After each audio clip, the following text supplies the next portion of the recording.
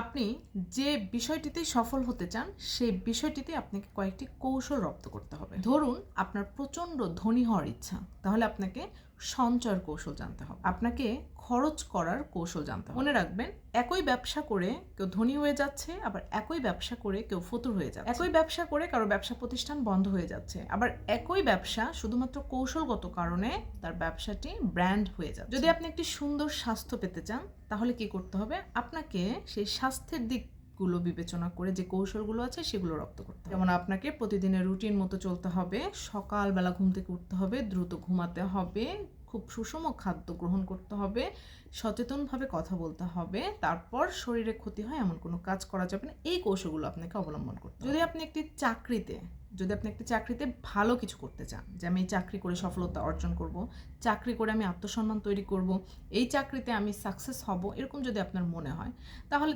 আপনাকে কিন্তু কিছু কৌশল অবলম্বন করতে হবে। কীরকম সেগুলো?